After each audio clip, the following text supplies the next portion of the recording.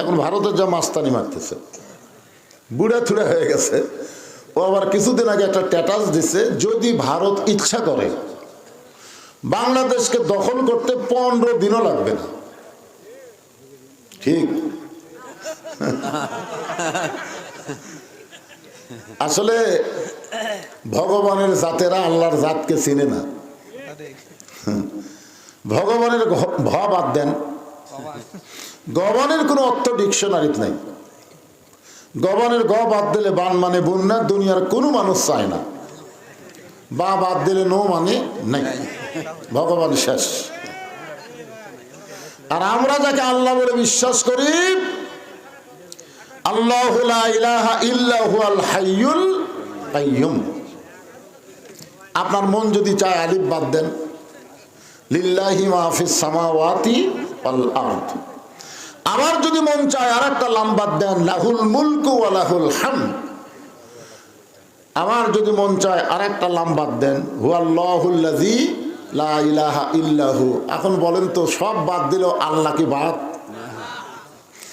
আমরা যে আল্লাহকে বিশ্বাস করি, আমাদের আল্লাহ সদা বিরাজমান, যার প্রমাণ হলো আমেরিকা। বুঝতে পারছেন? পারেন নাই? আমেরিকা ইহুদিকে, ইসরায়েলকে সহযোগিতা করেছে যে ফিলিস্তিনের বাচ্চাদেরকে গায়ে আগুন লাগিয়ে দাও। ওরা এমন একটা যন্ত্র, এমন একটা অস্ত্র দিয়েছে যে অস্ত্র গুলি করলে সাউন্ড হবে না, শুধু বাচ্চাদের বুকে লাগবে, বুকটা পুড়ে যাবে। ফিলিস্তিনের ছোট ছোট বাচ্চাকে টার্গেট করে এ পর্যন্ত 42,000 শিশুকে তারা হত্যা করছে। এখন আল্লাহ তাআলা কয়, তোরা গুলির আগুন দিয়ে শিশু বাচ্চাদের পুড়াবি, আগুনকে আল্লাহর নাই? জোর আছে না নাই? এখন আমেরিকায় আগুন নামছে, আগুন লাগছে, ওরা এখন ঠেলাত পড়ে মুসলমানের কাছে গিয়ে বলতেছে আজান দাও। কারণ যত প্রকার পদ্ধতি ছিল সমস্ত পদ্ধতি বিকল হয়ে গেছে, আগুন নিপতেছে না, খালি বাড়তেছে। এখন ঠেলাত পড়ে কি কয়? আজান দাও। কি কন? সব শেষ হয়ে যাবে। কুল্লু মান আলাইহা ফানিউ ওয়ায়াবকা ওয়াজহু রাব্বিকা যুল জালালি ওয়াল ইকরাম। জোরে করুন আল্লাহু আকবার। আমরা সে আল্লাহকে জন্মগতভাবে পাইছি। মুসলমানের ঘরে জন্ম নেওয়ার কারণে খুশি না বেজার? এ কারণে বলি আলহামদুলিল্লাহ। আল্লাহর প্রশংসা করার কারণ হলো, আছেন আমার মুক্তার, আছেন আমার বারিস্টার, শেষ বিচারের হাইকোর্টেতে তিনি আমায় করবেন পার। আমি পাপী রাসূল জাবিন্দার। ভাগ্যগুণ এমন একটা নবী পাইছি, সুবহানাল্লাহ বলেন। যেই নবী এই রজব মাসে, এই যেটা কি মাস? রজব মাসে আল্লাহ তাআলা তাকে আরশে নিয়ে গেছিলেন। এক সময় আল্লাহ বললেন, নবী আপনি চাইলে জান্নাত দেখতে পারেন। আমাদের নবীকে আল্লাহ জান্নাত দেখার তৌফিক দিলেন। নবী যখন জান্নাতের মধ্যে প্রবেশ করলেন, এমন সময় ফেরেশতা জিবরাইল কোরআনের একটা আয়াত তেলাওয়াত করলেন, সালামুন আলাইকুম তিবতুম ফাদখুলুহা খালিদিন। আপনি যদি ইচ্ছা করেন জান্নাত থেকে বের না হলে আল্লাহ আপনাকে জান্নাত থেকে বাইরে করে দিবে না। কারণ জান্নাতের শর্ত হলো, কেউ যদি একবার জান্নাতে প্রবেশ করে আল্লাহ তাকে চিরস্থায়ীভাবে জান্নাত দিয়ে দেয়। আপনি যদি বের না হন আল্লাহ আপনাকে বাইরে করে দিবে না। সঙ্গে সঙ্গে নবী রাগ করে বললেন, জিবরাইল যেই কথা একবার বলেছো এই কথার দ্বিতীয়বার বলো না। আমি নবী আমার জন্য নই, আমি নবী হলাম আমার উম্মতের জন্যে। সেই উম্মতকে দুনিয়াতে রেখে আমি জান্নাতের মধ্যে থাকবো, এই নবী আমি না। ফেরেশতা জিবরাইল বলেন, হুজুর তাহলে আপনি কি চান? আল্লাহ রাসূল বলেন, আমি সেই দিন জান্নাতে থাকার জন্য ঢুকবো যেদিন আল্লাহ আমার সমস্ত উম্মতিনীকে জান্নাত দিয়ে দিবে। চিন্তা করে দেখেন, যেই নবী জান্নাতের মধ্যে গিয়ে আমাদের কথা বলে না, এমন নেতার পিছনে ঘুরি যে নেতা নেত্রী বিপদে পড়ে গেলে আমাদের কথা মনে রাখে না, জোরে কোন কথা ঠিক কিনা? অনেক জায়গায়, বাংলাদেশের অনেক জায়গায় মেম্বার থেকে শুরু করে একেবারে প্রধানমন্ত্রী পর্যন্ত পড়ে গেছে। এতদিন জীবন নষ্ট করছেন ওই নেতা নেত্রীর পিছনে ঘুরে। আসলে যতই নেতা নেতা স্লোগান দেন, একটাও নেতা একটাই। কয়টা? আমার নেতা, তোমার নেতা। এ তো মেম্বার মার্কা স্লোগান হলো। বিশ্বাস হচ্ছে না? লাকাদ কানা লাকুম ফি রাসূলিল্লাহি উসওয়াতুন হাসানা। এই যে আমরা দুরূদ শরীফ পড়লাম, আল্লাহুম্মা সাল্লি আলা সাইয়্যিদিনা মুহাম্মদ। কি বুঝলেন? আমাদের বাংলাদেশে কিছু দল আছে, তারা শুধু আমাদের নবীকে নবী বিশ্বাস করে, কিন্তু নেতা মানে না। এই সমস্ত দলের লোকেরা বলে ইসলামের সাথে রাজনীতির কোনো সম্পর্ক নেই। আরে নবীর প্রতি দরুদ পড়ে, নবীরে সালাম করে মসজিদের ভিতরে, কিন্তু নবীর সমাজ গড়ার কাজে এদের দ্বন্দ্ব মনে বাজে। আমাদের নবী শুধু নবী নন, তিনি হলেন সমস্ত নেতার নেতা, বিশ্ব নেতা। ধরে কোন ঠিক কিনা? আর বিশ্ব নেতার স্লোগান এরকম মেনা দিলে হবে? গলা খাঁকারি দেন, আমার নেতা, তোমার নেতা। সেই বিশ্ব নেতার, বিশ্ব নবীর উম্মত হিসাবে আল্লাহ আমাদেরকে কবুল করেছেন। খুশি না বেজার? তাহলে জবান খুলে আরেকবার বলি আলহামদুলিল্লাহ। আল্লাহর প্রশংসা করার কারণ, আমার হাতের দিকে তাকায় দেখেন, এই কোরআনের মধ্যে কোনো সন্দেহ, সবাই বলা লাগবে, এই কোরআনে কোনো ধোঁকা, এই কোরআনে কোনো গোজামিল। আপনারা 3 বারই নাই কইছেন। যে সংবিধান দিয়ে বর্তমান বাংলাদেশ চলতেছে, এই সংবিধানের মধ্যে সন্দেহ, ধোঁকা, গোজামিল। আচ্ছা, এই ছোট্ট মানুষ মোবাইল নিয়ে কি করে রে?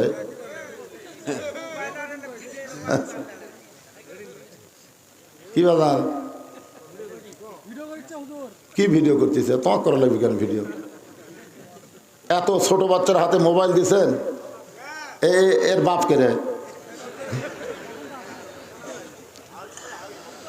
শোনেন, বাচ্চাদের নষ্ট করার প্রধান মাধ্যম হচ্ছে এই মোবাইল। মোবাইল ছাড়া আমার ছেলে ভাতে খায় না হুজুর, মোবাইল ছাড়া কান্নাই থামে না। মোবাইল দিয়ে ভাত খাওয়ায়, মোবাইল দিয়ে কান্না থামায়। ভবিষ্যতে এই কি হবে? এখন থেকে যদি মোবাইল ধরা শিখে, এই ভবিষ্যতে কি হবে চিন্তা করা লাগবে না? আপনি নিজে নিজের সন্তানগুলোকে নষ্ট করতেছেন কেন?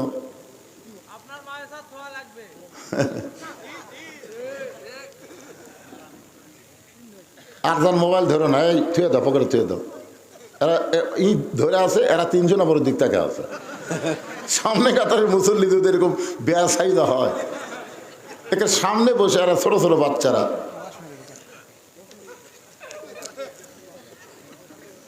তাহলে আপনারা কিন্তু 3 বারই বললেন নাই, 3 বারই বললেন আছে। এখন আপনারা বলেন তো, যে সংবিধানের মধ্যে সন্দেহ আছে, ধোঁকা আছে, গোজামিল আছে, সেই সংবিধান অনুযায়ী যদি আমরা চলি, মরার সময় মুসলমান হয়ে মরা যাবে না। যাবে না, আসলেই যাবে না। বর্তমানে আমাদের যারা মুসলমান মারা যাচ্ছে, অধিকাংশই মুনাফিক হয়ে মারা যাচ্ছে। মুসলমান হয়ে যদি মরতে চাই, মানুষের তৈরি আইন, মানুষের তৈরি সংবিধানকে কবর দিয়ে আল্লাহর কোরআনকে আমাদের সংবিধান বানাতে হবে। লিল্লাহি তাকবীর। একজন ঠিক আছে,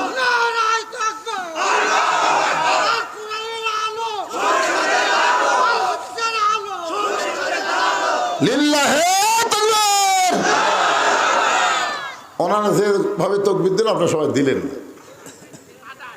হ্যাঁ? আদা দিনা মনে হচ্ছে 2 দল আছে। আপনার বিশ্বাস করেন, সব দলের লোকেরা তকবীর দিবার চাইলেও পারবে না, কারণ তাদের দলের সংবিধানই নিষেধ আছে তাকবীর দেওয়া। আপনারা দেখেননি বাংলাদেশে বড় বড় দলে কোনো তাকবীর আছে? ওরা কি দিয়ে শুরু করে কি দিয়ে শেষ করে আল্লাহ ভালো জানে। মানলেও তো লাভ, মানলেও লাভ। যার প্রমাণ হলো আবু সাইদ। লস না লাভ? আমাদের গ্রামের একটা ছেলে আমাকে বলে, হুজুর অনেকদিন পর হয়েছে, একটু ভালো নাম রাখেন। আমি বললাম আবু সাইদ। আমার হাতের মধ্যে 500 টাকা দিল খুশি হয়ে। আমার খেয়ালই নাই হুজুর, আবু সাইদ। আমার খালাতো বোনের একটা মেয়ে হয়েছে, নাম রাখতে বললাম, আমি বললাম হাসিনা। কষ্টে বাঁচে না। আপনি একটা আলিম হয়ে এমন জঘন্য খুনির নাম কেমনে মুখে তুললেন? তার মানে বোঝা গেল গুলির সামনে তাকবীর দিয়ে যারা লড়াই, ওদের গুলি করলেও মরে না, কিয়ামত পর্যন্ত এরা জীবিত থাকবে। জোরে কোন ঠিক কি না? আর হাসিনা গুলি করনেওয়ালি খালি পলাছে, মানুষের ভিতর আর নাই। কেউ যদি মনে করে ঘৃণার দৃষ্টিতে, এই কথা আপনি বলেন না যে তাকবীর দিলে গুলি করবে, করুক। গুলি তাহলে একটু খেয়াল করেন। আমি আজকে এই রজব মাসে কোরআনের একটা সূরা আছে, নাম হলো সূরায়ে মুলক। বলে ইসলামের সাথে নাকি রাজনীতির সম্পর্ক নাই, তাহলে সূরা মুলক বাদ দাও। মুলক শব্দের অর্থ কি? রাজ্য, রাজত্ব। রাজ্য এবং রাজত্ব, এবং রাজ্য এবং রাজত্বের মালিককে এটা আল্লাহ তাআলা প্রথমেই বলে দিয়েছেন, তাবারাকাল্লাযী বিয়াদিহিল মুলক। গোটা পৃথিবীর রাজ্য রাজত্ব একমাত্র কার হাতে? ওয়া আলা কুল্লি শাইইন কাদির। সমস্ত বিষয়ের উপরে একমাত্র ক্ষমতা কার?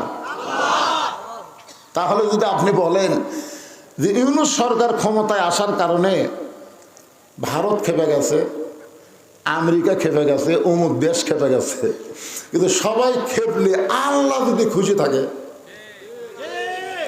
কথার কথা বলেন। কারণ ইউনূস একটা নবীর নাম রে পাগল। সেই নবীকে আবার মাছে গিলা খাইছিল, হজম করার পারেনি। আমরা বর্তমানে যে ইউনূসকে ক্ষমতার চেয়ারে বসাইছি, ওই ইউনূসকে যতই চেষ্টা করুক কেউ গিলা খাবার পারবে না, খালেও হজম করবার পারবে না, আবার উগলা ফেলা দেওয়া লাগবে। তোর কোন কথা ঠিক কিনা? বোঝেননি মালটা কি এখন বুঝতেছেন না?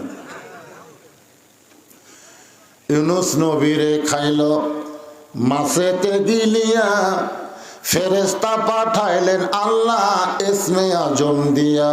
দমে দমে সে হরদম পড়ে সে ইসমে আজম, মাছেরই উদর হইতে বাঁচাইলা প্রাণ। সবাই বলেন আল্লাহু আল্লাহু, তুমি জাল্লি জানালুহু।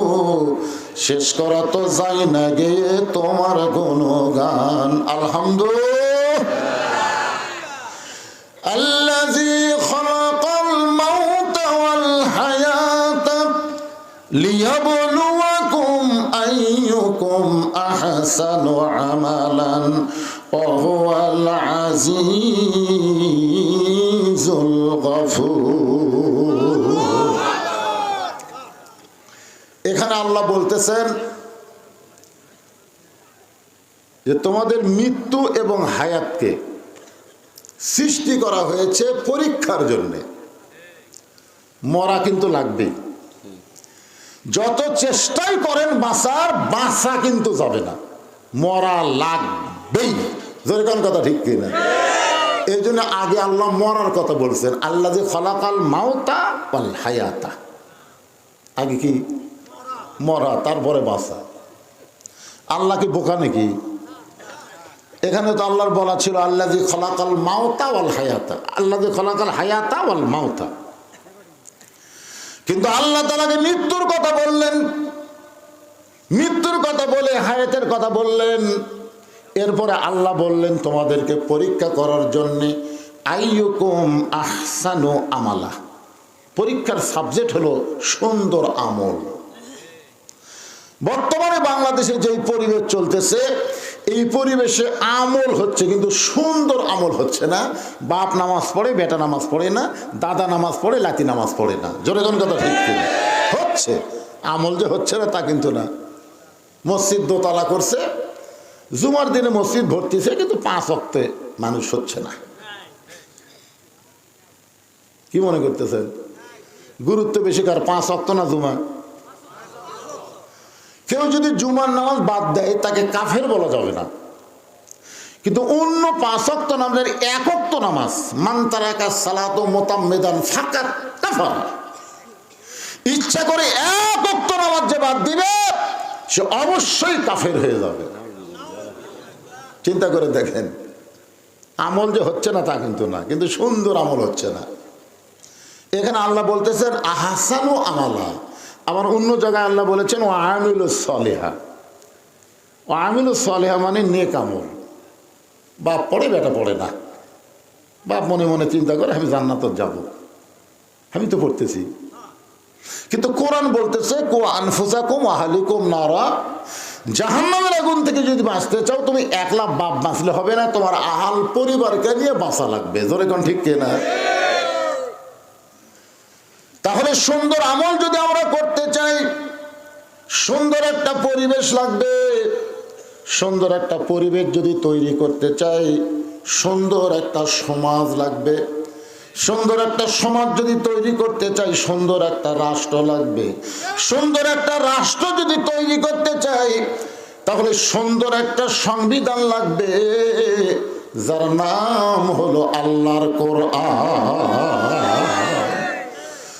আনুনাজ্জিলু মিনাল কুরআনি মা হুয়া শিফাউ ওয়া রাহমাতুল লিল মুমিনিন।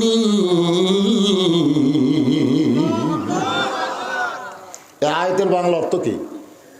এর বাংলা অর্থ হলো সব সমস্যার সমাধান দিতে পারে আল কোরআন। এই স্লোগান দিয়ে কিন্তু তাফসীর শোনা শুরু হবে। একটু সাইজ মতো সবাই দিবেন। যাদের কোরআনের উপরে বিশ্বাস আছে তারা দিবেন, যাদের নাই দিয়েন না। বিশ্বাস আছে আপনাদের? তাহলে আমি যেই বলবো সব সমস্যার সমাধান, আপনারা বলবেন দিতে পারে আল কোরআন। সব সমস্যার সমাধান আল কোরআনের আলো। হ্যাঁ, এখন আর ঘরে ঘরে কথা চলবে না, বলা লাগবে সংসদে। কারণ আগামীতে বাংলাদেশে ভালো দিন আসতেছে, আশা করা যায়। যেভাবে আপনারা হাত তুললেন, আমি তো একটা লোকের হাত নিচু দেখলাম না, আমি খুব খেয়াল করে দেখলাম না, সবাই হাত তুলছে।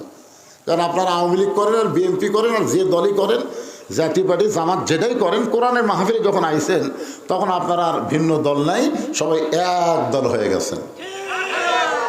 মসজিদের মধ্যে যখন মানুষ নামাজ পড়তে ঢোকে, আওয়ামী লীগ বিএনপি জাতীয় পার্টি জামাত যে দলের লোকেরা ঢুকুক না কেন, আপনার বলেন তো প্রত্যেকটা দলের জন্য কি আলাদা কাতার হয় না সব দল এক কাতারে দাঁড়ায়? আমি নিজের চোখে দেখছি ভাই, নিজের চোখে দেখছি। ডান পাশে আওয়ামী লীগ, বাম পাশে বিএনপি, মাঝখানে জামাত। আওয়ামী লীগ 4 আঙ্গুল সামনে গেছে, জামাত ইসলাম টান দিয়ে বলতে যে কে ভাই কাতার দেখো ভাই, গোড়ালির সাথে গোড়ালি মিল করো। বিএনপি যদি পিছনে থাকে পিঠে ঠেলা দেখো ভাই, পায়ের গোড়ালির সাথে গোড়ালি মিল করো ভাই। জামাত বিএনপি আওয়ামী লীগ গোড়ালির সঙ্গে গোড়ালি মিল করে কাতার সোজা করা দেখে ফেরেশতা কয় আল্লাহ, এরা ভাইরা ভিন্ন দল, ভিতরে এক কাতার। আল্লাহ বলতেছে আমার আইন যেখানে চলবে সেখানে কোনো দল থাকবে না, সব দল ভাঙ্গে মুসলমান এক কাতার হবে।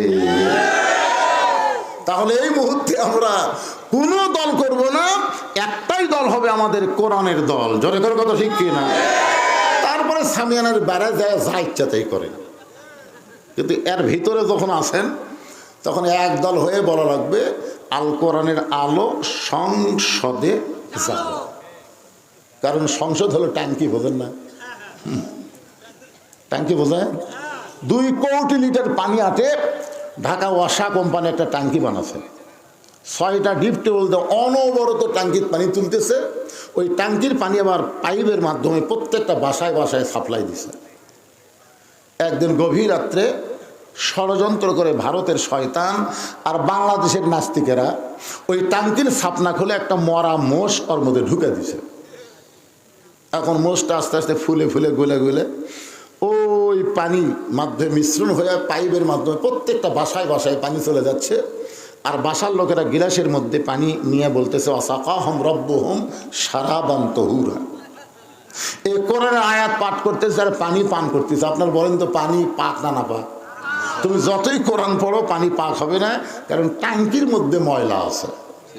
এই টাঙ্কির নামই হলো সংসদ। জোরে কোন কথা ঠিক কিনা?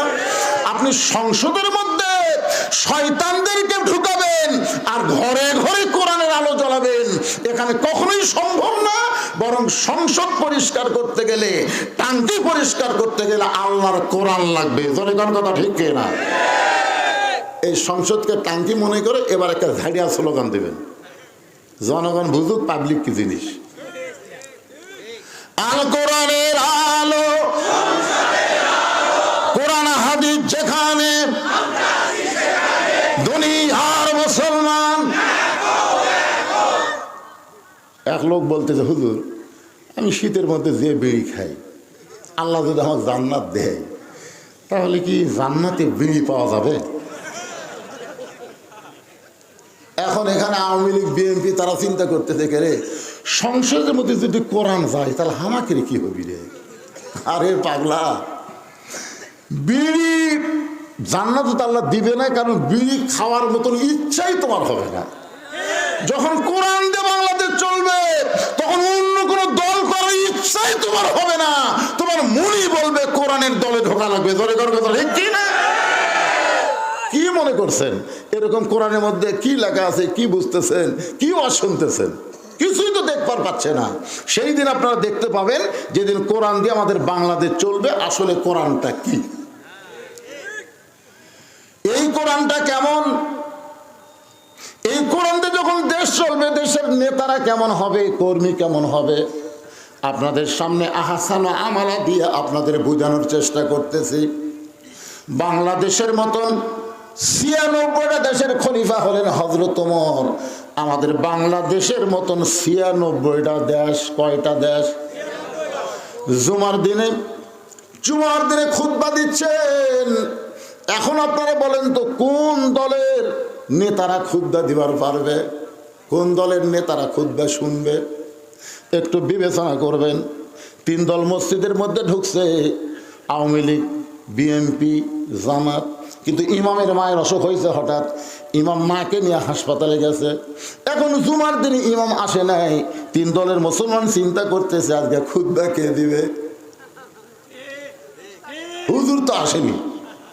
এখন জামাত ইসলাম এসে আওয়ামী লীগের নেতা বলতেছে ভাই তোমার দল যখন ক্ষমতা আছে তুমি খুতবা দাও।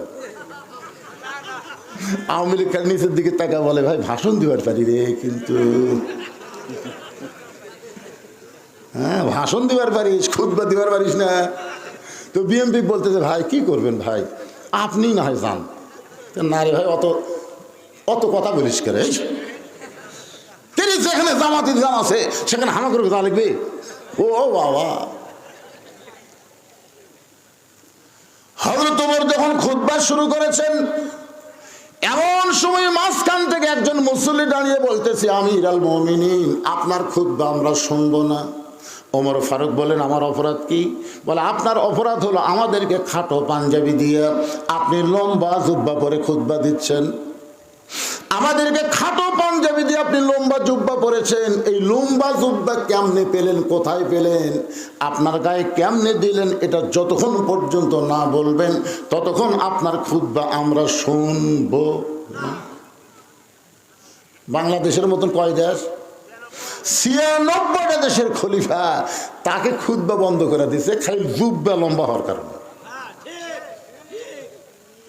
ওমর ফারুকের চোখে দর দর করে পানি পড়তেছে আর মুখটা মুচকি মুচকি হাসতেছে। পানি পড়ার কারণ হলো আল্লাহর কোরআন দিয়ে যখন দুনিয়া চলবে, নেতা যদি ভুল করে একটা সাধারণ মানুষ পর্যন্ত ভুল ধরার সাহস পাবে। আর মুখটা মুচকি মুচকি হাসি হওয়ার কারণ হলো এই ভুল দেওয়ার সাহস যতক্ষণ সাধারণ মানুষের থাকবে ততদিন কোনো খারাপ নেতা বাংলাদেশে আসতে পারবে না। ধরে কোনো কথা ঠিক কি না? আপনারা বলেন তো 15.5 বছর ভুল ধরে পারছেন? হযরত শেখ হাসিনা কত পর্যন্ত কয়নি? আমরা কি করবো ভাই? একটা ভালো কথা বলবার গেলেও আমরা চারিদিকে আগে তাকাছি। কি দেখতেছেন ভাই? দেওয়ালেরও কান আছে। আপনার বলেন তো দেওয়ালের কান আছে? মানে হাসিনার এত ভয় ঢুকছিল আমাদের ভিতরে, না জানি কখন ধরে নিয়ে যায়। একটু মনোযোগ দিয়ে শুনবেন। এমন সময় আব্দুল্লাহ ইবনে ওমর 30 পারা কোরআনের হাফেজ, 6 লক্ষ হাদিসের হাফেজ। চিন্তা করে দেখেন নেতার বেটার যোগ্যতা কি? 30 পারা কোরআনের হাফেজ, 6 লক্ষ হাদিসের হাফেজ। ওমর ফারুকের ছেলে বাবার পাশে দাঁড়ায় বলতেছে, রে নবীর সাহাবীরা, আজকে আমার বাবার জুব্বা লম্বা দেখে তোমরা লোকমা দিয়া বাবার খুতবা বন্ধ করে দিলে। কিন্তু তোমরা কি জানো, তোমরা যখন ঘুম পাড়ো তখন আমার বাবা ঘুমাই না। যেদিন থেকে আমার বাবা মদিনার খলিফার দায়িত্ব পাইছে সেদিন থেকে আমার বাবার চোখে আর কোনো ঘুম নাই। আমার মা বলে, স্বামী গো, একা একা আপনি বাহিরে ঘোরেন, আপনার অন্তরে কি ভয় ডর লাগে না? অন্তত আপনার ছেলেকে সঙ্গে করে নিয়ে ঘুরবেন। ওমর ফারুক বলে, বিবি রে, আমি খলিফা দায়িত্ব পেয়েছি, আমার ছেলে তো আর দায়িত্ব পায় নাই। আমি খলিফার দায়িত্ব আল্লাহ আমাকে দিয়েছে, আমার ছেলে তো পায় নাই, আমার জন্য ওকে কেন কষ্ট দিব? ও বিবি শোনে নাও, কোরআন দিয়ে যখন রাষ্ট্র চলবে, হঠাৎ করে একটা কুকুর যদি না কেউ মারা যায়, হাসরের আদালতে আল্লাহ ওমরকে ছাড়বে না। আত্তাকুল্লাহ হাক্কা তুকাতিহি, আল্লাহর ভয় এমন ভাবে কলিজার মধ্যে ঢুকে গেছে, চোরের মতন চুপি চুপি একা একা হযরত ওমর ঘুরতেছে। হঠাৎ দেখতে পাই মদিনার মরুভূমির মধ্যে তাঁবু টাঙ্গাইয়া, ওই তাঁবুর মধ্যে 2টা ছোট্ট বাচ্চা মা বলে কাঁদতেছে, আর বলে, মা ক্ষুধা লাগছে, তাড়াতাড়ি খাবার দাও। মা বলতেছে, বাবা গোস্ত সিদ্ধ হলেই তোমাদের খাবার দেব, একটু ধৈর্য ধরো, ইন্নাল্লাহা মা'আস সাবিরিন।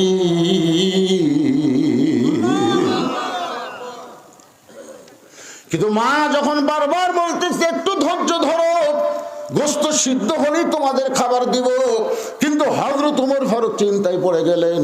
একটা দুম্বার গোস্ত হলে বড় জোর 8 ঘন্টা লাগবে, উটের গোস্ত হলে বড় জোর 1 ঘন্টা লাগবে। এত গভীর রাত হয়ে গেল, এখন পর্যন্ত গোস্ত সিদ্ধ হয় না, এটা কিসের গোস্ত? লোকমা দিয়ে আমাকে জানতে হবে। ওমর ফারুক তাঁবুর কাছে গিয়ে বললেন, মা, তোমার 2টা বাচ্চা ক্ষুধার জ্বালায় কান্দে, তোমার মনে কি দয়া হয় না? এখন পর্যন্ত তোমার গোস্ত সিদ্ধ হয় না, তুমি এমন কি গোস্ত সিদ্ধ করতেছ? মেয়েটা বলে, পথিক, আমার বাড়ি হলো ইয়ামিন দেশে। আমি শুনতে পাইলাম মদিনার খলিফা ওমর অত্যন্ত ভালো মানুষ। আমার 2-3 বাচ্চাকে নিয়ে বিকেলবেলা ওমরের দরবারে ঢুকতে চাইছিলাম, কিন্তু এত মানুষের ভিড়, আমি মহিলা বাচ্চা 2টাকে নিয়ে ঢুকতে পারি নাই। নিয়ত করেছি আগামীকাল সকালবেলা ওমরের দরবারে আমার 2টা এতিম বাচ্চাকে নিয়ে হাজির হব। এই সকালবেলা নিয়ত করে রাতের বেলা তাঁবু টাঙ্গাইয়া এই মরুভূমির মধ্যে আমার 2টা বাচ্চাকে বুকের মধ্যে আমি ঘুমাতে চাই, কিন্তু আমার বাচ্চা 2টার এত খিদা লাগছে, খালি বারবার খাওয়ার জন্য কাঁদতেছে। আমি এখন মা কি করব? সান্ত্বনা দেওয়ার জন্য পাতিলে পাথর দিয়া, পানি আর পাথর দিয়া নিচে আগুন জ্বালায় বলতেছে, বাবা গোস্ত সিদ্ধ হলেই তোমাদের খাবার দেব। আর বলতেছি ধৈর্য ধরো। এই ধৈর্য ধরতে ধরতে আমার 2টা বাচ্চা হয়তো ঘুমায় যাবে, কিন্তু এত খিদা বেশি, আমার 2টা বাচ্চা ঘুমাবার পারতেছে না। আমার মনে হয় আগামীকাল সকাল পর্যন্ত আমার 2টা বাচ্চার ক্ষুধার জ্বালায় বাঁচবে না। সঙ্গে সঙ্গে হযরত ওমর বললেন, মা একটু ধৈর্য ধরো, একটু ধৈর্য ধরো, আসল জায়গায় বিচার দিও না মা, একটু ধৈর্য ধরো, আসল জায়গায় বিচার দিও না। আপনারা বলেন তো আসল জায়গা কোনটা? শেখ হাসিনা এত নির্যাতন করেছে, 13 বছর অন্যায় ভাবে কোরআনের পাখিকে হাসপাতালে বন্দি করে রাখছে। বাংলার সমস্ত জনগণ বিশ্বাস করে আল্লামা সাঈদীর কোনো অপরাধ নাই, বিনা অপরাধে 13 বছর জেলখানায় বন্দি করে রেখে আক্রোশীর তৃষ্ণা মিটল না। জেলখানা থেকে বের করে তাকে হাসপাতালে নিয়ে গিয়ে পরিকল্পিতভাবে হত্যা করা হলো, এমনকি তার জানাজায় পর্যন্ত বাধা দেওয়া হলো। তখন মানুষ দেখলো বাংলাদেশের জজ কোর্ট, হাইকোর্ট, সুপ্রিম কোর্ট এইগুলোকে বিচার দিয়ে কোনো লাভ নাই, এগুলো সব হাসিনা দখল করছে। বাংলার জনগণ চোখের পানি নিয়ে গায়েবে জানা যায়, গায়েবানা জানা যায় আল্লাহর কাছে বিচার দিল, আল্লাহর কাছে। যার এই কোর্ট কাছে বিচার দিয়ে কাম হবি না, আসল জাকাত। ওই হুজুরি বলেছিলেন একদিন গাছের গোড়ায় এমন ভাবে নাড়া দিবে, দিল্লির মামু বাড়ি গিয়ে পড়বে, ইন্দুরের গর্ত খুঁজে পাবে না বাংলার জমিনে। জোরে করে কথা ঠিক কিনা? কি আসল জায়গায় বিচার। ওমর ফারুক বললেন না, একটু ধৈর্য করে এক দৌড়ে গেলেন। বাংলাদেশের মতন ৯৬টা দেশের খলিফা এক দৌড়ে বাইতুল মালের দরজায়, আসলাম দরজা খুলে দাও। আসলাম দরজা খুলে বলে আমির আল মুমিনিন। এমন করে কানতে কানতে আপনি দৌড়াইছেন। ওমর ফারুক, আসলাম রে একটা খাবার বস্তা আমার মাথায় উঠে দে। আসলাম বলতেছে আমির আল মুমিনিন, বস্তা কোথায় নিয়ে যাওয়া লাগবে হুকুম দেন, আমি মাথায় করে বস্তা নিয়ে যাবার চাই। ওমর কান্দে বলে, আসলাম একজনের পাপের বোঝা একজন মাথায় নিলে হবে না, দে আমার বস্তা উঠায় দে। বিশাল একটা খাবার বস্তা যখন ওমরের মাথায় উঠায় দেয়, ওমর ফারুক জোরে জোরে যখন বস্তা নিয়ে দৌড়ায়, পিছন থেকে আসলাম বলে, আসলাম বলতেছে আমির আল মুমিনিন, এমনভাবে আপনি দৌড় দিলে পড়ে যাবেন, আপনার কষ্ট হবে। ওমর বলে, আসলাম সময় মতো যদি যাবার না পারি, এই ওমরকে আল্লাহ জাহান্নামের আগুনে পড়ে সারখার করে দিবে। এক দৌড়ে তাবুর কাছে গিয়ে বললেন, মা তাড়াতাড়ি রুটি তৈরি করো, হালুয়া তৈরি করো। মহিলা রুটি আর হালুয়া তৈরি করে ওমরের হাতে যখন দেয়, ওমর দুইটা বাচ্চাকে উরাতের উপরে নিয়ে রুটি ছিঁড়ে হালুয়া দিয়ে যখন মুখে তুলে দেয়, বাচ্চা দুইটা তাকায় ফেল ফেল করে দেখে ওমরের চোখ দর দর করে পানি পড়তেছে। চোখের পানি মুছে দিয়ে বলে, কে গো এই গভীর রাত্রে বাবার দরদ নিয়ে আমাদেরকে এমনভাবে রুটি হালুয়া খাও? তুমি কে গো? তোমার কি পরিচয়? তোমার মতন ভালো মানুষ এই দুনিয়াতে আর কেউ নাই। ওমর কান্দের বলে, আল্লাহ এই অধমকে জাহান্নামের আগুন থেকে তুমি বাঁচিয়ে দাও।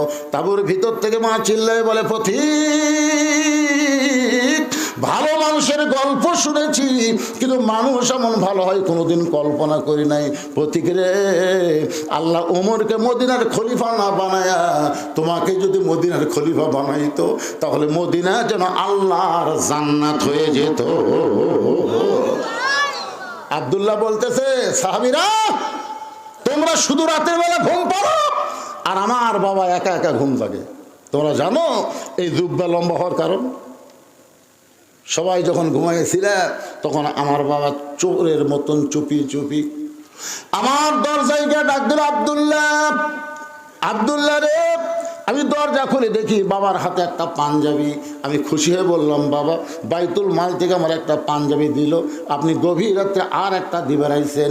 নেতার বেটার ভাগ্য ভালো, ডবল পাই। কি ভাই কথা কর না কেন? আমাদের বাংলাদেশের নেতাকে বেটার মোশন দেখছেন?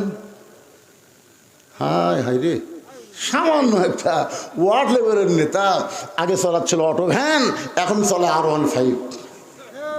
এত মোশান। আর বাংলাদেশের মতন ৯৬টা দেশের খলিফা। সন্তান বলতেছে বাইতুল মাল থেকে আমার একটা দিছে আর একটা দিবার আইছেন। সঙ্গে সঙ্গে ওমর ফারুক আল্লাহর কোরআন থেকে তেলাওয়াত করলেন, ইন্নাল্লাহা ইয়ামুরুকুম আন তুআদ্দুল আমানাতি ইলা আহলিহা ওয়া ইযা হাকামতুম বাইনান নাস আন তাহকুমু বিল আদল। আল্লাহু আকবার। আব্দুল্লাহ, তুমি কেমনে মনে করলে একটা পাঞ্জাবি পাঁচর একটা দিবারাইছি এইটা আমার ভাগে পড়েছে? বাবা আমি গাড়িতে দেখলাম এত ছোট পাঞ্জাবি পরে আমি আগামীকাল খুতবা কেমনে দেব? তোমার কাছে আইছি, তোমার কাপড়টুকু একটু আমাকে দান করে দাও। আমি আব্দুল্লাহ আমার কাপড় বাবাকে দান করার পর বাবা যখন দুইটা কাপড় নিয়ে যায়, আমি পিছনে পিছনে রওনা দিলাম। বাবা ঘরের মধ্যে ঢুকে তার পাঞ্জাবি আমার পাঞ্জাবি একত্র করে লম্বা জুব্বা বানায় এখন খুতবা দিচ্ছে। এখন বলো খুতবা শোনা যায় কিনা যায়? সমস্ত সাহাবীরা চিল্লায় বলে, আল্লাহর কোরআন দিয়ে যখন রাষ্ট্র চলবে, এমন ভালো মানুষকে মুসলমান নেতা হিসাবে পেয়ে যাবে। তাহলে এই কোরআন দিয়ে বাংলাদেশ চলুক, এটাকে আপনারা চান? তাহলে নেতা ভালো পাবেন। এখন নেতা যদি ভালো পান, কর্মী কেমন হবে? কর্মী কেমন ভালো হবে? এটা আজকে পুরুষ কর্মীদের আমি ওয়াজ করবো না, আমি একটা নারী কর্মীর জীবনে তুলে ধরবো। কারণ অনেক মা এসেছে, তাদের বসার জায়গা হচ্ছে না। আর এই জন্যই নারী কর্মীর কথা বলবো, কারণ নারীরা যদি ভালো হয়ে যায় তাহলে বাংলাদেশে আর সিজার থাকবে না। জোরে কর কথা, ঠিক কিনা? আর সিজার করা বাচ্চা মানে অস্থির। আমরা উপরে যেগুলো বসে আছি সবগুলো নর্মালে, নর্মাল বুঝেন, বাচ্চা হওয়ার টাইমই বাচ্চা হয়। আর সিজার করা মানে টাইম না হতে কাটতে বার করে দেখি ঘুমই ভাঙ্গেনি। আপনারা বলেন তো এটা কোন মাও যে মা সিজার করে? কি বলবো প্রসবের কথা, মা বিনে সেই ব্যথা কেউ তো বুঝিবে না। মাজন ঠেকিয়া সন্তানের দায়, অকালে মা মারা যায়, কেন সে মায়ের ভক্তি করবা না? মায়ের পায়ের তলে জান্নাত, জোরে কোন ঠিক কিনা? কোন মায়ের সিজার করা? আমার মায়ের আছে অনেক। ইসলামে একটা নারী কর্মী কেমন হয়, একটা নারী কেমন হওয়া দরকার। আজকে বাংলাদেশের মাদেরকে ভালো হলে আমরা ভালো বাচ্চা পাবো। আর ভালো বাচ্চা পাইলে আগামীতে বলা লাগবে না, এরা নিজেরাই কোরআনের কর্মী হবে। জোরে কোন কথা ঠিক কিনা? এখন তো সব ব্যয় সাইজে আছে, এই ব্যয় সাইজেগুলো সাইজ করা খুব কঠিন। এই জন্য একটা মা যদি ভালো হয়, সন্তান আল্লাহর ওলি হয়। সবাই একটু জিকির করেন ভাইজান। আমার একটু ডায়াবেটিস তো, মুখটা শুকে বেশি যাচ্ছে। জি হ্যাঁ, একটু জিকির করে। একটু পানি, রে পানি, চা, চা না, চা আমি খাই না, বাজার থেকে পানি খাই। জি সবাই একটু জিকির করেন, লা ইলাহা ইল্লাল্লাহ, লা ইলাহা ইল্লাল্লাহ, লা ইলাহা ইল্লাল্লাহ। মহব্বতে আল্লাহর জিকির করতে কি রে? আপনারা যে জিকির করতেছেন এটা কি দয়াল বাবার জিকির? এটা কার জিকির কোন? আরো জোরে বলেন। আল্লাহর নবী বলেছেন, কোন ব্যক্তি যদি সারা জীবন পাপ করে আর মরার সময় এই জিকির করতে করতে যদি মারা যায়, শুধু জবানে জিকির জারি থাকার কারণে আল্লাহ তার জীবনের সব গুনাহ মাফ করে দেয়। এই জিকিরকে বলা হয় আফজালুজ জিকির, লা ইলাহা ইল্লাল্লাহ। এই জন্য এই জিকির আমার মৃত্যুর সময় জবানে জারি থাকে। আমরা চাই না? চাই কি চাই না? এই জন্য সকলে জিকির করেন, লা ইলাহা ইল্লাল্লাহ, লা ইলাহা ইল্লাল্লাহু মুহাম্মাদুর রাসূলুল্লাহ। সকলে বলি সাল্লাল্লাহু আলাইহি ওয়াসাল্লাম। হযরত ওমর বাংলাদেশের মতন ৯৬টা দেশের খলিফা, নেতা ভালো হলেন, কিন্তু কর্মী কেমন নিজের চোখে দেখার জন্যে চোরের মতন চুপি চুপি একা একাই দিনের বেলা ঘুরতেছেন। হঠাৎ হযরত ওমর দেখতে পায় দুই পাহাড়ের মাঝখানে গিরিপথ। দুই পাহাড়ের মাঝখানে যে রাস্তা, সেই রাস্তাকে বলা হয় গিরিপথ। ওই গিরিপথের ভিতর দিয়ে একটা সুন্দরী মেয়ে ধীর গতিতে হেঁটে হেঁটে চলতেছে। মেয়েটার সামনেও কোনো মানুষ নাই, পিছনেও কোনো মানুষ নাই। ওমর ফারুক মেয়েটার দিকে তাকিয়ে বললেন, আলহামদুলিল্লাহ। ওমর ফারুক যদি আলহামদুলিল্লাহ বলে, আমাকে বলতে সমস্যা আছে? এখন আপনারা চিন্তা করতেছেন, হুজুর একটা মেয়েটার দিকে তাকায়া আলহামদুলিল্লাহ কেমনি বলা যায়? আপনি কি মনে করছেন এটা পরিমণি? এটাকে রাশমিকা মান্দা না? না, কোরআনের আইন যেদিন বাংলাদেশে চালু হবে সেদিন মেয়েটা কালো হোক খাটো হোক, আল্লাহর আইন পর্দা যদি মেনে চলে, ওই মেয়েটাকেই কোরআন বলে সুন্দরী মেয়ে। তাহলে সুন্দরী মেয়ে কারা? পর্দানিশী নারী যারা। আমি যেই বলবো পর্দানিশী নারী যারা, আপনার বলবেন বিশ্ব সুন্দরী তারা। বলতে পারবেন না? পর্দানিশী নারী যারা আর বেপর্দা নারী যারা, শিলা কলা তারা। আজ একটা নতুন স্লোগান দেন, শিলা কলা। একই গাছের কলা, এক গামলায় চোঁচাওয়ালা আর এক গামলায় শিলা, একই গাছের। এখন কলাওয়ালা বসে আছে, খরিদ্দার যায় খালি চোঁচাওয়ালাটা বলতে যে ভাই কত করে কেজি রে, কত করে হালি? তো বলে ভাই একই গাছেরই, একই গাছেরই ভাই। তো না আমি শিলা কলা লই না। তো তুমি কি কলা শিলা খাও না? শিলাই খাই তো, আগে থেকে শিলা আছে, খালি লিভার খাবার। তুমি আমার পাগলা ভাবছে, আমি খাওয়ার আগেও খাসে। কলালা কান ধরে বলতেছে আল্লাহর শপথ কেউ খায়নি। আরে পাগলা, তোর খালি চোখ দিয়ে দেখবার ভাবি, কলার উপর ধুলা পড়ছে, মাছি পড়ছে, মশা পড়ছে, কলাতে ব্যাকটেরিয়ার জন্ম হয়েছে, ওই শিলা কলার খাওয়ার উপযুক্ত নাই। বেপরদা নারী যারা বাংলার জমিনে শিলা কলা তারা, জোরে বলেন কথা ঠিক কিনা? আর পর্দানিশী নারী যারা বিশ্ব সুন্দরী তারা। ওমর ফারুক যে মেয়েটার দিকে লক্ষ্য করে দেখলেন, সে মেয়েটা হলো আপাত মস্তক আল্লাহর আইন পর্দা। ওমর ফারুক মেয়েটার নিকটে গিয়ে বললেন, মা এই নির্জন পথে তুমি একা একা চলতেছ, তোমার সামনেও কোনো মানুষ নাই, পিছনেও কোনো মানুষ নাই, তোমার অন্তরে কি কোনো ভয় ডর লাগে না? মেয়েটা বলে, পথিক তুমি হযরত ওমরকে চেনো? মেয়েটা হযরত ওমরকে বলতেছে, পথিক তুমি কি হযরত ওমরকে চেনো? যদি হযরত ওমরকে চিনতে তাহলে এরকম বেয়াসাইদা প্রশ্ন করতে না। ওমর ফারুক বললেন, মা কি বেয়াসাইদা প্রশ্ন? বলে, বেয়াসাইদা প্রশ্ন হলো আল্লাহর কোরআন দিয়ে যখন রাষ্ট্র চলবে, পৃথিবীর এক প্রান্ত থেকে আর একটা প্রান্তে একটা মহিলা যাবে, তার কলিজার মধ্যে আল্লাহ ছাড়া অন্য কারো ভয় থাকবে না। আজকে 2000 টাকার জুতা আপনি যদি চাপাপুর কেন্দ্রীয় মসজিদে নামাজ পড়বার যান জোহরের, আপনি সত্যি করে বলেন তো, জুতা কি দরজা থবেন না হাতত নেবেন? আচ্ছা, জুতা যখন হাতত নিচ্ছেন, আপনি অন্তর থেকে বলেন তো, হাতত নেওয়ার সময় আপনি কার ভয়ে হাতত নিচ্ছেন? কথাটা জোরে বলেন ভাই, কার ভয়ে? আচ্ছা, মসজিদে ঢুকতেছেন কার ভয়ে? তাহলে আগে কার ভয় করছেন, তারপরে কার ভয়? আয় আয়, সারা জীবন নামাজ পড়লে কবুল হবে না।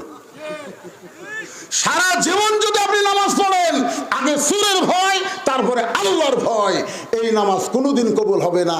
নামাজ কবুল করতে গেলে সুরের যে বিধান কোরআনে আছে, এইটার পক্ষে আন্দোলন করা লাগবে। ধরে তার কথা ঠিক।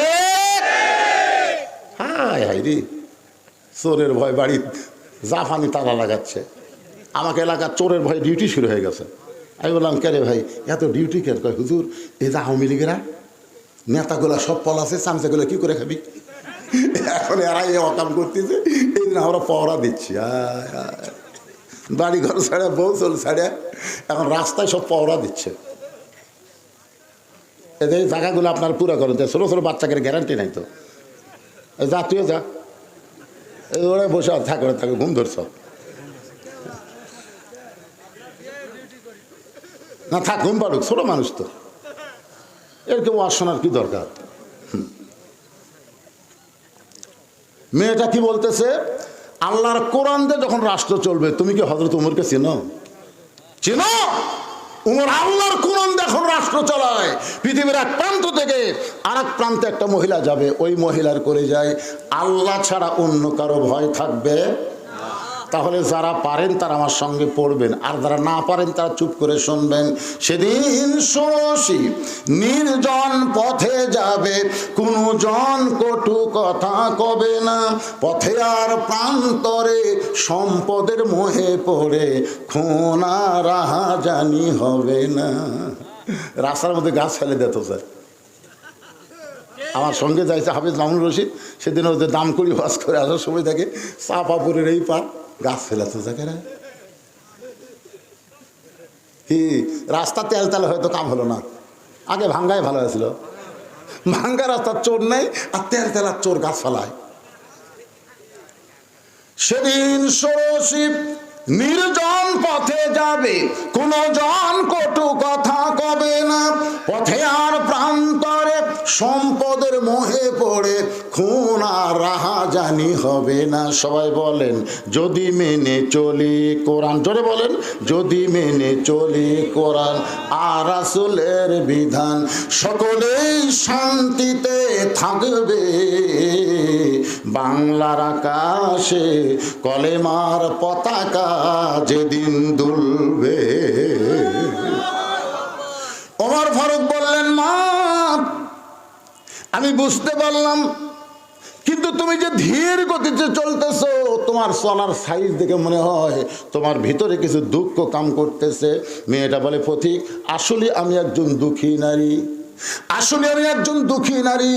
আজকে 6 দিন হলে হযরত ওমরকে আমি খুঁজে বেড়াই। যদি হযরত ওমরকে খুঁজে পাই তখন আমার দুঃখের কথা একটু তাকে বলবার চাই। ওমর ফারুক মুচকি হাসিতে বললেন, মা তুমি কি পাগলি নাকি?